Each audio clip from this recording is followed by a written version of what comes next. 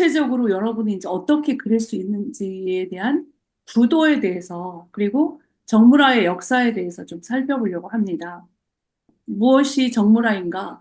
이 정물화도 우리가 이렇게 생각할 때는 그냥 가만히 있는 걸 그리는가 보다. 영어로는 스틸 라이프니까요. 그래서 움직이지 않는 물체를 그리는 것을 이제 정물이라고 하는데 여기 이제 무생물이라고 했는데 생물 중에서도 죽은 생물 있죠. 움직이지 않는 거. 주제로 한 작품을 정물화라는 용어로 된 것이 16세기에 네덜란드에서 이제 유래하게 되었어요. 이 네덜란드어 이 틸레벤은 번역하면 스틸 라이프예요. 그래서 이 시기에 이제 우리가 일반적인 교과서에는 16세기 샤르댕에 의해서 이 정물이 장르로 따로 인정을 받았어요. 그렇지만 그 원래 뿌리는 옛날 고대 시대에서부터 있었다는 거예요. 그래서 정물화는 프렌치어는 죽어 있는 자연이죠.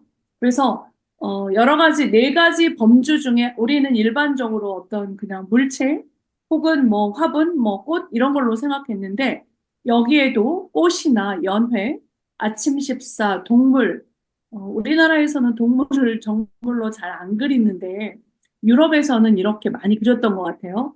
이 네 가지 범주 중 하나에 속하는 것이 정물이라고 합니다.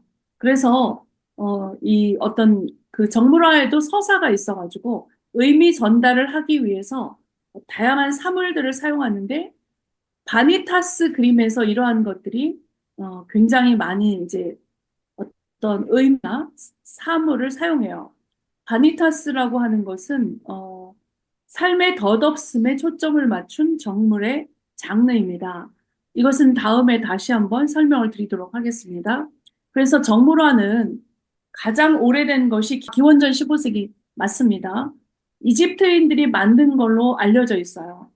그래서 고대 매장지에서 프레스코화로 농작물이나 생선, 고기 이러한 것들이 이제 그려진 것이 발견되었고 이집트 정물화에서 가장 유명한 것은 메나에 있는 무덤에서 발견된 이런 이제 포도주와 뭐 와인 뭐 이런 것들이 많이 처음 그려졌고요.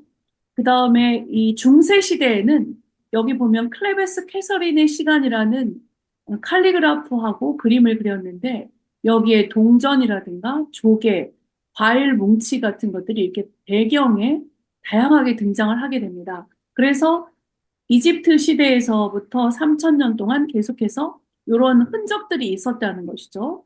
정모라라고 하는 것이 이제 17세기에는 종교 개혁이 일어나서 옛날에 중세 시대에 그렇게 많이 성모자상이라든가 성경에 관련된 그림들을 많이 그렸었는데 이 17세기에 오면은 종교 개혁으로 인해서 오직 성경, 말씀으로만 가르쳐야 된다.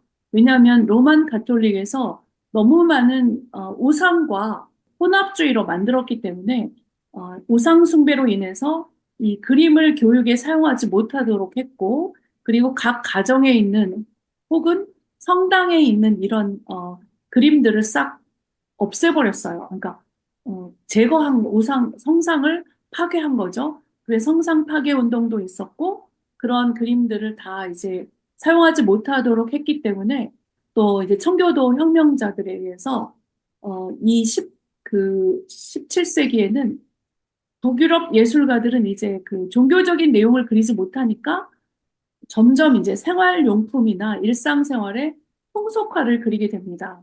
그래서 지금 이 그림은 얀 브리겐이라는 이제 물감을 발명한 사람 중에 하나인데 유화물감을 발명한 사람 중 하나인데 이 브리겔이 그린 나무 그릇에 담긴 꽃인데 이 꽃에는 굉장히 많은 나라의 꽃들이 들어있어요.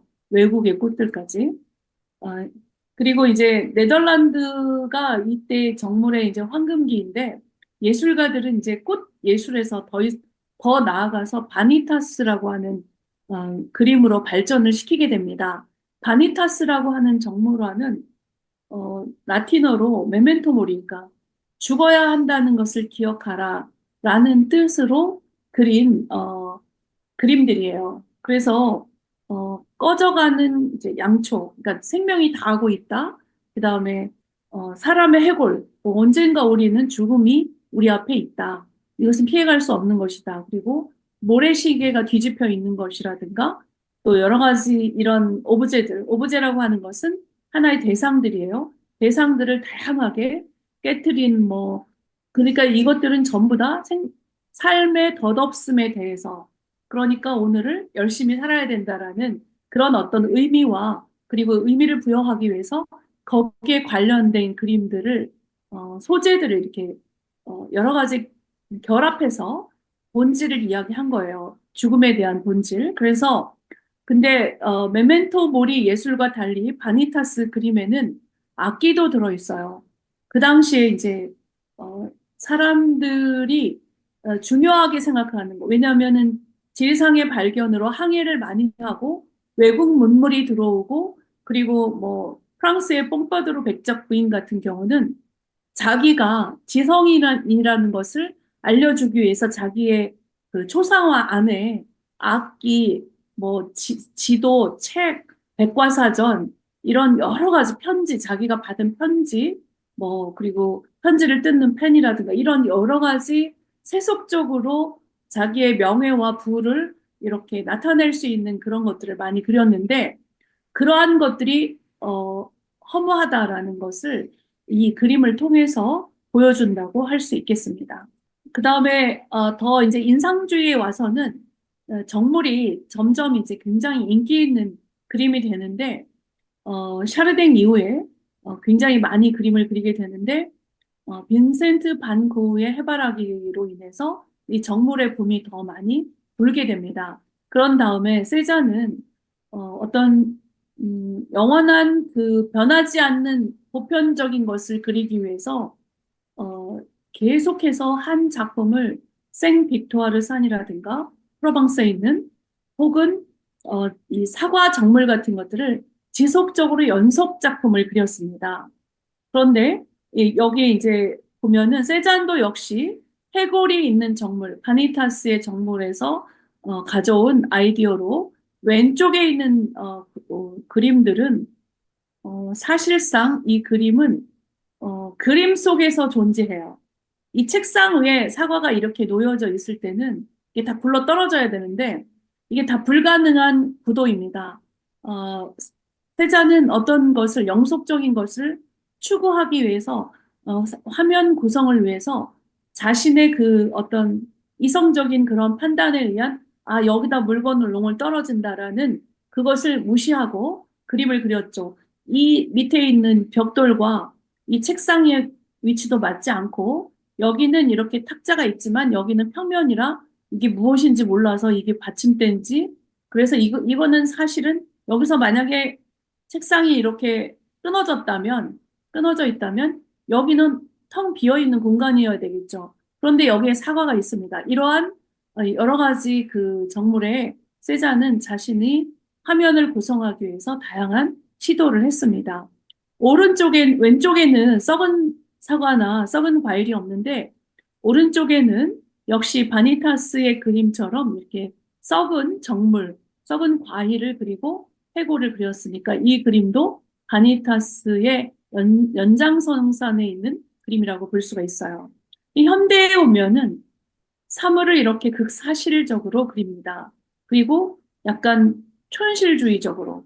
그러니까 이게 굉장히 거대한 화면이거든요. 사람이 쓰면 요 정도 될 정도로. 그러니까 작은 것을 아주 크게 그리는 이런 초현실주의 스타일과 그리고 사진이 발달되어 있는데 사진보다 더 사진같이 그림으로써 평범한 사물도 이렇게 걸작이 될 수 있다라는 것을 현대 화가들은 정물화로 보여주고 있습니다.